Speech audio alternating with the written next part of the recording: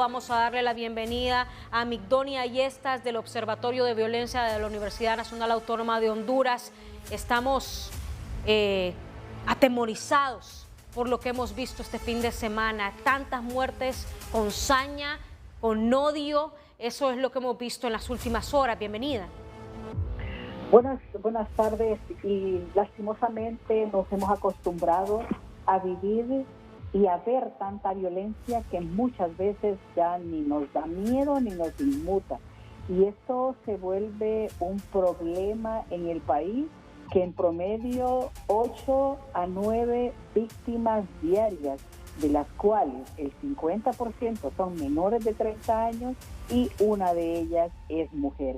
Y esto es grave en un país que, sin estar en guerra, produce tantas muertes violentas como si lo estuviera. Esto agrava la situación porque cuando vemos que somos un país violento, en Latinoamérica ocupamos el segundo lugar de violencia, seguido de Venezuela, y en Centroamérica somos el país más violento. Vea que la tasa de homicidios del año 2022, que estamos por cerrar, es de 37.1 por cada 100.000 habitantes, y Nicaragua presenta una tasa de 6 por cada 100.000 habitantes, El Salvador de 7.8. Ahora el que nos sigue en Centroamérica es Guatemala, con 17.3 por cada 100.000 habitantes.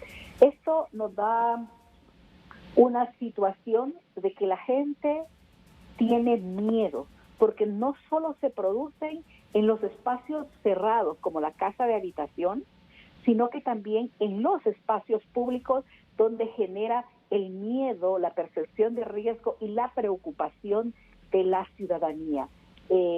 Ya nuestras autoridades han dicho, y todavía estamos en este proceso de análisis con el Observatorio de la Violencia, que la tasa se está reduciendo, o por lo menos las muertes violentas en este año. Pero la hazaña, como usted lo decía, Jackie, el odio y la forma cruel e inhumana con que se cometen las muertes violentas,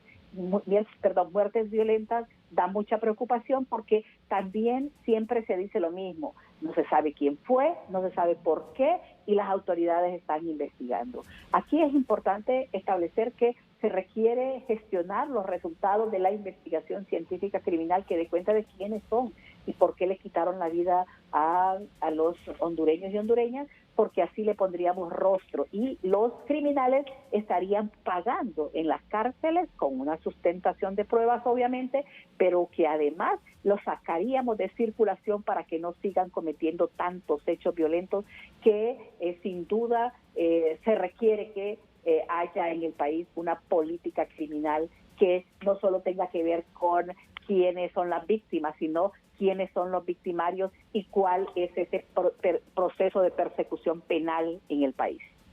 Más o menos, ¿cuántas mujeres han muerto de forma violenta en lo que va del año? En los datos que tenemos del Observatorio de la Violencia, y ahí yo estoy digitando estos datos de muertes violentas de mujeres que presentan las organizaciones, los medios de comunicación y las fuentes oficiales, en promedio son 161 víctimas a lo que va del año, lo que han perdido la vida de mujeres y niñas. Y esto es grave porque la violencia contra las mujeres es un acto de violencia de género, porque las matan por razón. ¿O por qué razón? Por ser mujeres. Y ahí es que resulta, y no solo es cuántas matan, sino que es todo ese daño físico, psicológico y sexual, porque hay mucha violencia sexual contra las mujeres y niñas. Y ya decía, se produce en su mayoría por personas conocidas, tanto en violencia sexual como en femicidio, porque son sus parejas, exparejas o pretendientes los que le están quitando la vida a las mujeres.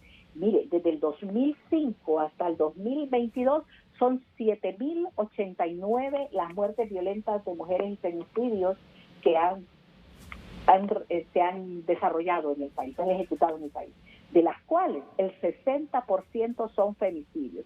Por eso es que es importante el hecho de poder evidenciar qué es lo que pasa, porque la violencia contra las mujeres y las niñas tiene unas consecuencias devastadoras.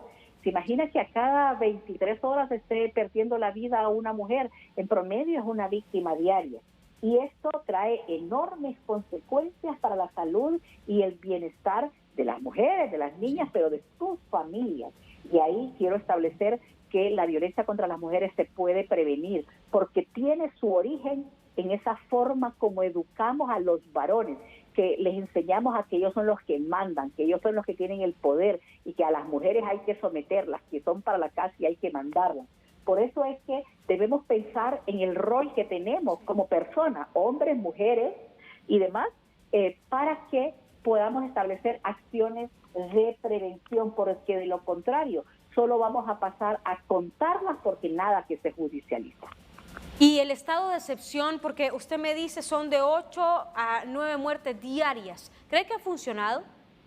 Mire, el estado de excepción, como fue concebido, no es para reducir las muertes violentas, sino más bien para la extorsión, que es un delito que también produce muertes violentas.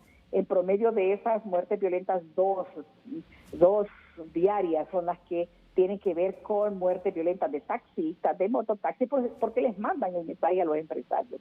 Pero hay que trabajar en ese estado de excepción, precisamente lo que ya decía, en la prevención de la violencia, porque si solo atacamos el crimen, es decir, medidas de control y disuasión del delito para poder reducirla, y no trabajamos con las personas para empoderarlas, para enseñarles la no violencia activa, como decía Gandhi, entonces difícilmente vamos a seguir reducir la violencia.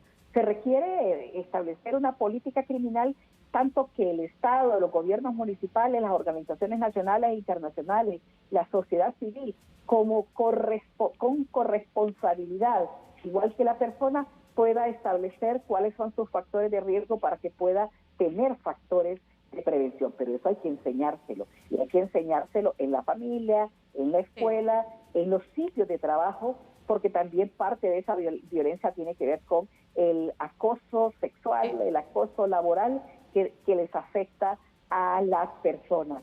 Vivimos en una sociedad que ha invisibilizado la violencia, que la violencia la ve como natural y por lo tanto cree que así debe estar y debe ser el estado de las cosas, y por lo tanto no da espacio para la prevención.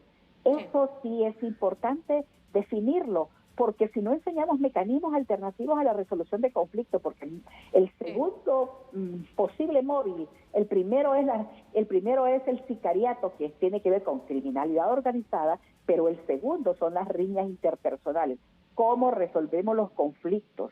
Y cuando la gente toma y tiene una discusión, cree que matando a la otra persona es la forma cómo puede resolver un conflicto, y no a través del diálogo, de la negociación.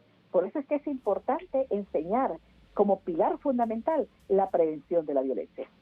Muchas gracias a Migdonia Yestas muchas gracias a Migdonia Yestas del Conservatorio de la Violencia de la Universidad Nacional Autónoma de Honduras.